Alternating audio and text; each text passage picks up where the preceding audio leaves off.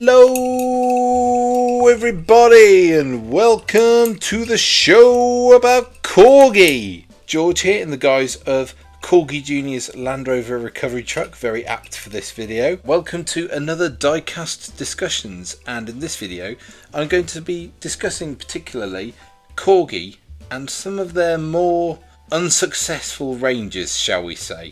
Corgi toys were first produced by Metoy and produced from a factory in Swansea, Wales in July 1956, and these were produced steadily from there under various model and branding redesigns over the years up until about 1983, when the company went into liquidation but were bought out and rebranded as Corgi Toys Limited, until 1989, when the company was sold on by the management to Mattel, of all companies.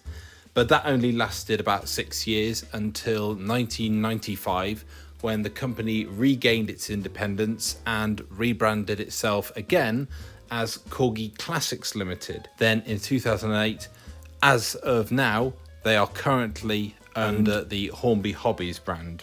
Obviously, like I've done with my other diecast discussions, I will put a link to the Wikipedia page about Corgi in the description. But I'm digressing. Over the years, Corgi have dabbled in all sorts of diecast models. They've done everything from trains, planes, automobiles, trucks, Daleks, spaceships, James Bond, Harry Potter, Batman, and loads of other TV and film franchises that are too many to mention, really. To mention, of course, that Corgi also collaborated with Lido on some of their earlier Vanguard ranges, as well as Lido and Corgi Trackside. And of course, Corgi are always showing up in charity shops, antique shops, and at markets and at car boot sales. In fact, last Saturday I bought these two from a car boot sale as well. That's not the reason why I'm making this video. Corgi have always been about toys, really, deep down. They started off as toys. I know as time has gone on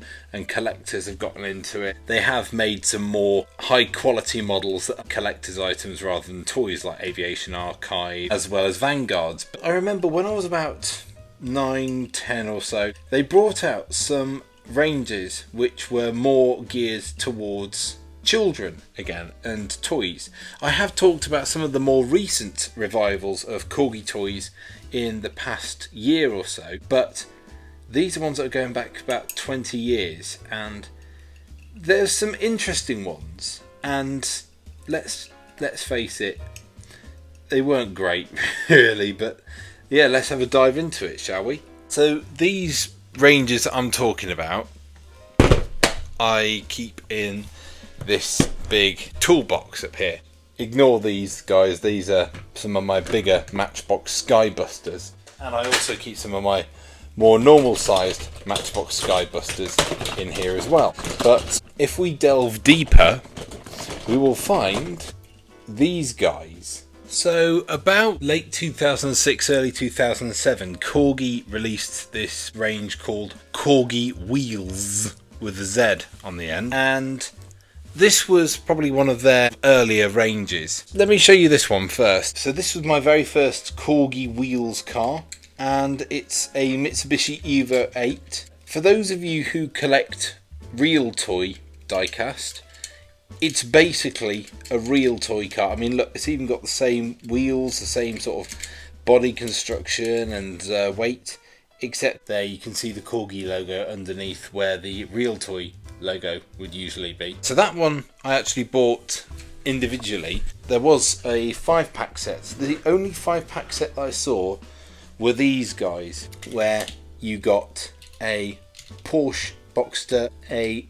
BMW M3, a BMW M5, very nice, quite hefty actually, a Volkswagen Beetle, and then some generic stock car. And it's even done up like one of the real toy stock cars, because it's got just random things on it like Evolution, Champion, Racing, quite a funky design.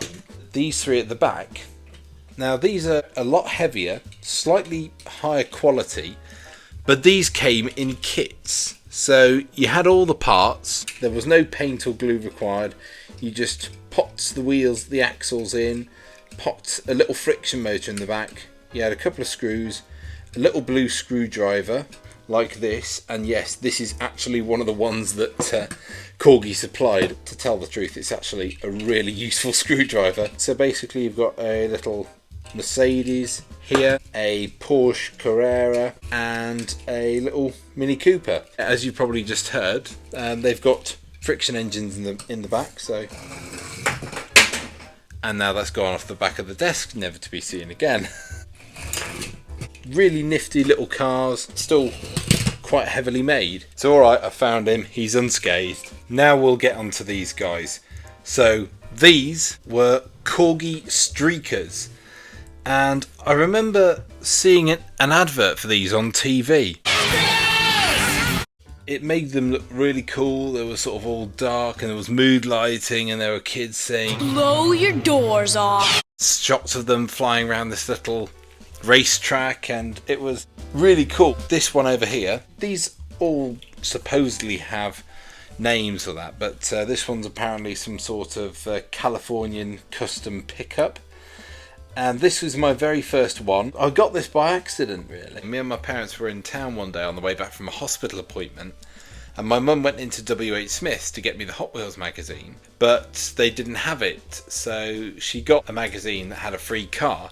I can't remember what the magazine was. It was nothing to do with Hot Wheels or whatever, but it came with this as a freebie, and I thought, oh, I recognise these. I've seen these advertised on TV and I really liked it. They're basically all plastic top and plastic wheels, and they all have what looks like a spare tyre on the back, which doesn't suit all of them. Like, you've got this one which looks like some sort of Maserati or something, but it's got a spare tyre on the back. Doesn't look the best, but the reason why they had these is because you could sort of jack them up a little bit. You could twist them both ways, but yeah, it's supposed to jack them up and make them perform better. I'm not really sure. I never really understood that. And I had a racetrack. It had two of those big power packs with the wheels that shoot them around the track.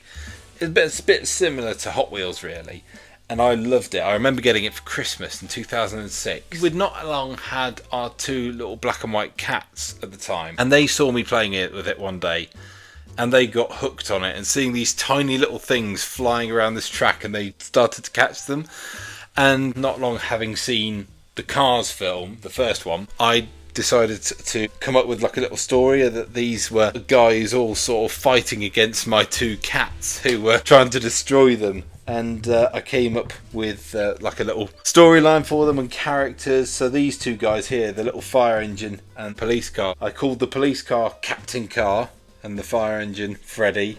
That little pickup that I've just shown you, that was Fillmore. Next to him was one of my favourites because it was probably the one that went around the track the best. Kind of looks like a little Bugatti Veyron. It used to go around like over 10, 20 laps at a time, which was more than the other ones. So I called that Record Breaker. Clearly a little Volkswagen Dormobile. Called that one Boxy Boy, Greenie, Nasher, Rodney, Sam. Some of the names I wasn't too creative with. That one was Grandad, Bullet. Lots of quirky little designs.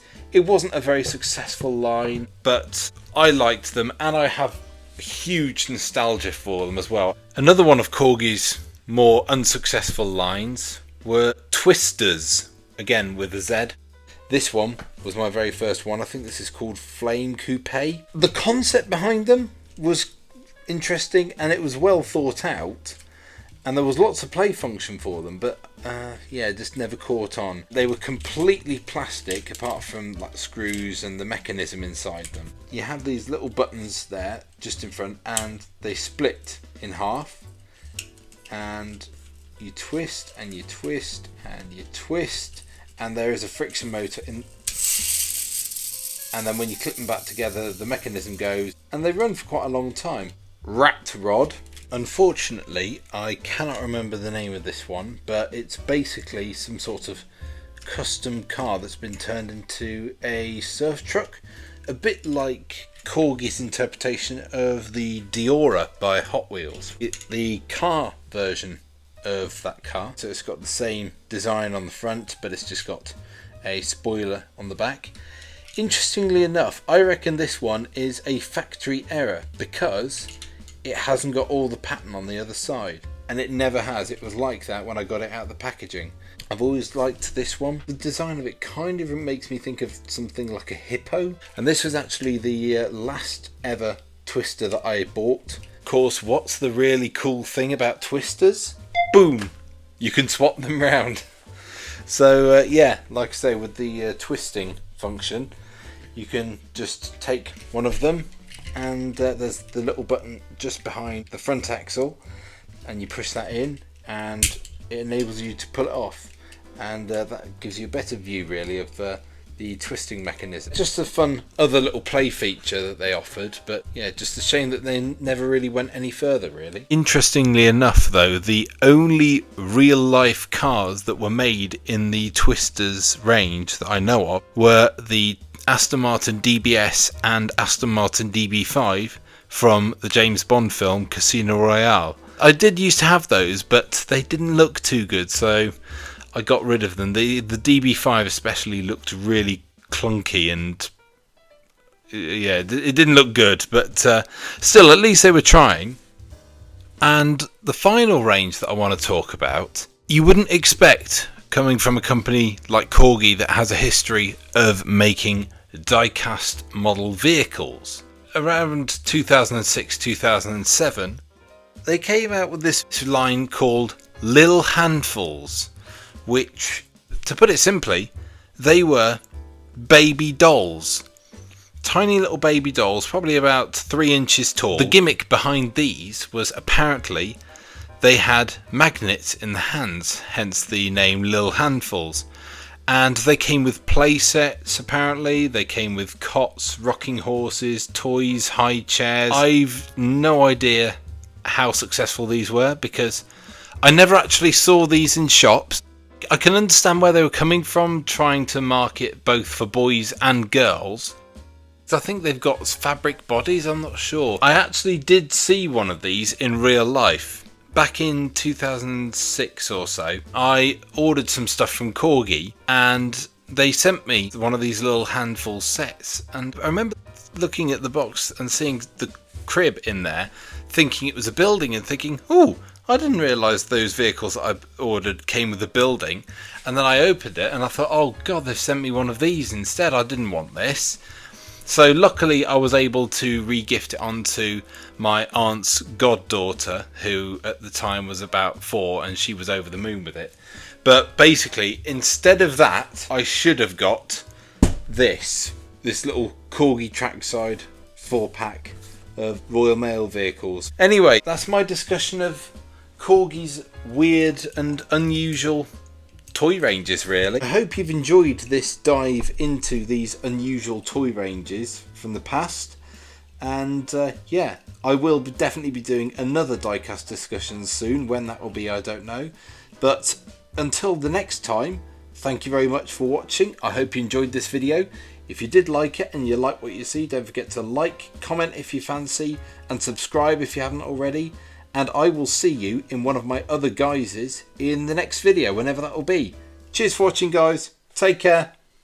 It doesn't make sense. It doesn't make sense. If you understand this, then you're mad. It doesn't make sense. It doesn't make sense. And the singing is also quite bad.